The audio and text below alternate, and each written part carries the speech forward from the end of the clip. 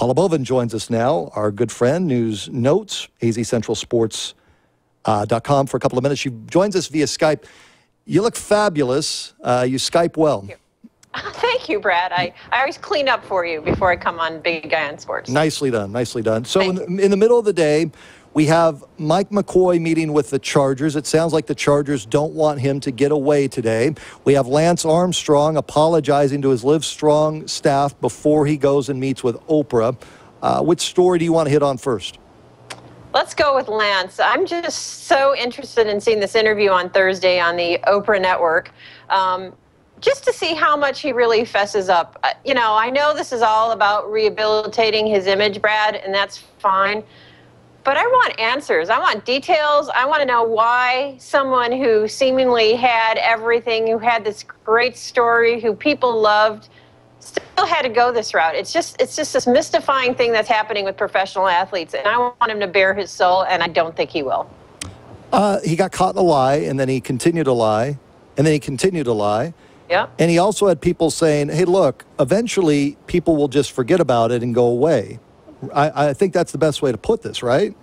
Yeah, I mean, you know, I think a lot of professional athletes in this sort of situation are a bit disillusioned or disillusional. Is that the word? Delusional.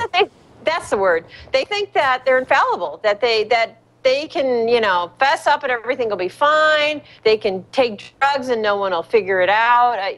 You know, I think there's a lot of people who've had things go very well for them all their life and people telling them they're great. And they worked hard to get that success. I'm not taking that away. But it seems to me that that's a kind of pattern with some of these athletes is they think that, you know, they can fix it really easily. So to pick the Oprah Network to fess up seems like a very safe environment.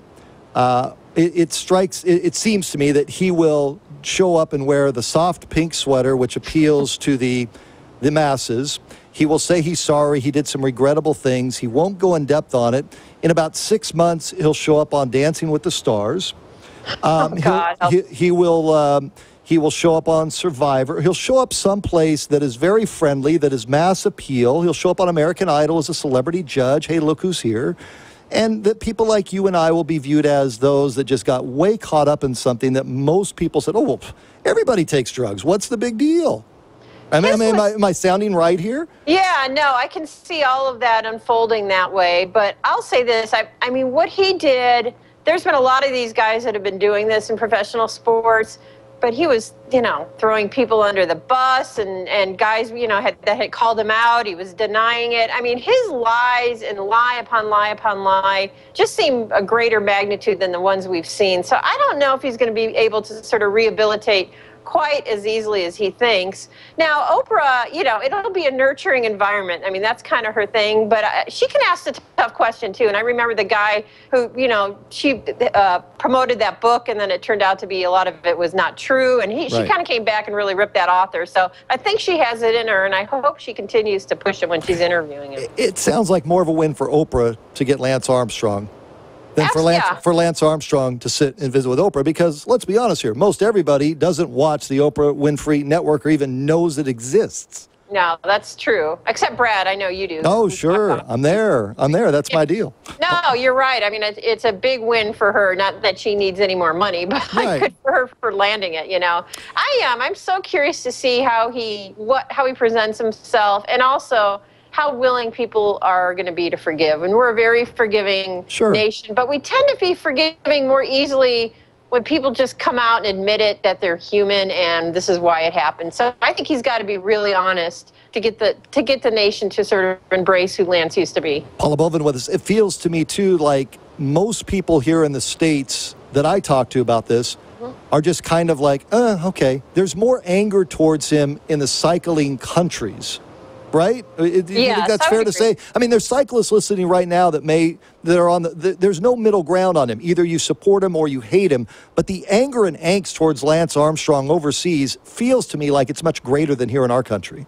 I would agree, Brett. I think a lot of that has to do with Lance here is the Livestrong guy, the guy who raised a lot of money for cancer, who had this amazing comeback after being diagnosed with cancer. In other countries, he's that, but it's a world where their cycling is far more a priority, and they care about it, and they feel like their people suffered because of what he accomplished. So I think you're right on the mark with that. There's also this side too.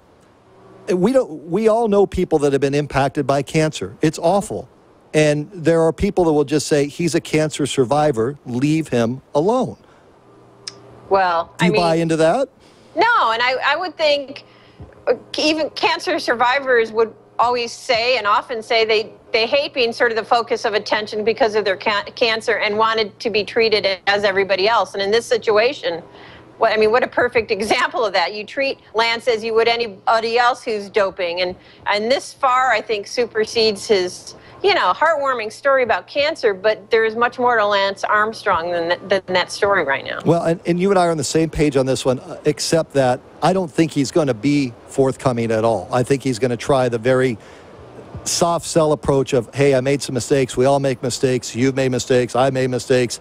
We have to move on from that. And after a while, there'll be people that will go away. I hope that there's more to it than that. Right. I mean, I really do.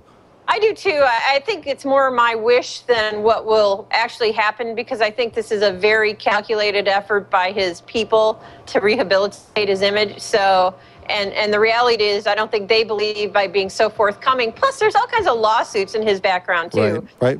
From his peers, from cycling, from other organizations. So he's dealing with that issue as well. Paola Boivin joins us via Skype. News and Notes, AZ Central Sports. Is Mike McCoy atop your list to be the next head coach of the Arizona Cardinals? He is now. And, I've really paid a lot of attention to the search this weekend. And I just, looking at the quarterbacks he's dealt with. And, we've all seen what Tebow can and can't do. I think he was masterful in the way he made Tebow a very effective and successful quarterback. I thought that had a lot to do with him. He did some good things with Kyle Orton. I was just reading an article yesterday, Peyton Manning praising him and some of the adjustments he's made for him and his work ethic. And, you just sort of think of this ideal situation of keeping Ray Horton as a defensive coordinator. And I know that's not his wish, and I don't blame him. He deserves a head coaching job.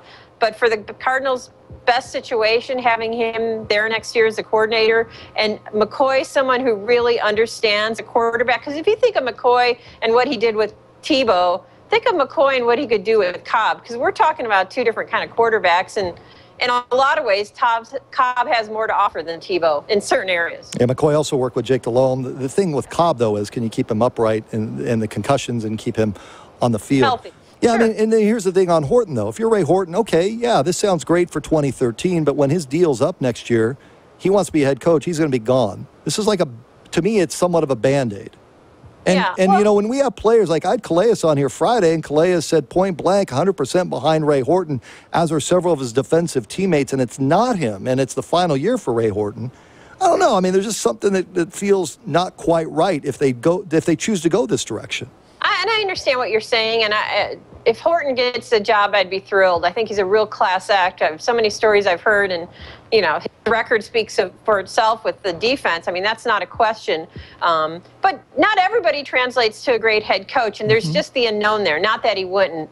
And also, next season, he'll be interviewing for head coaching jobs every year now. I think he'll be interviewing. It doesn't necessarily mean he'll get one, and I don't know if it necessarily means he'll be leaving after next year if he doesn't get this one and doesn't get another head coaching job. Would he leave for another coordinator position? I think they respect him here. They like him here. Maybe try to pay him more money. I don't know.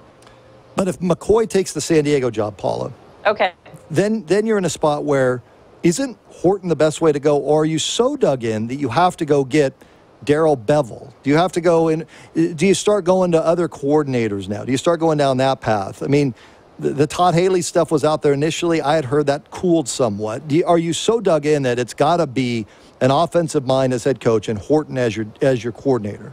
No, I'm not. Certainly in my regard, it's not. I like McCoy a lot just because for what the needs here are in Arizona, I think he'd be perfect. I don't know how many coordinators I feel that strongly about in that regard. So I would think Horton would be a good option to promote to a head coach. But I think they have to stay open-minded, and I have no problem with the amount of time they're taking, talking to coaches, and also just the fact that I think there's maybe even some guys that we don't know about that are interviewing. I wouldn't be surprised with that either. What are you working on this week? Preparing for the big ASU game. It's very intriguing after this weekend and seeing what ASU's been able to do, and I think it's going to be a great battle of point guards, and so kind of heading down that road, Brad. I'm not going to tell you how to do your story or do your job, but... Oh, never. No, go ahead. But, however, right? Yeah. So Jahi and Nick Johnson were together on the same club team here in the Valley when they were 8. And I would like to know who else was on that club team if it was just a stacked deal. But 8-year-olds, is that what you said? 8-year-olds, yeah. I'm all over it. Yeah, I'll probe. I'll find out. I think, and Nick confirmed that story to us, as did Jahi. So okay. we'll Very see. good. We'll see. All right. Stay well. All right. Thanks, Brad. Good seeing you.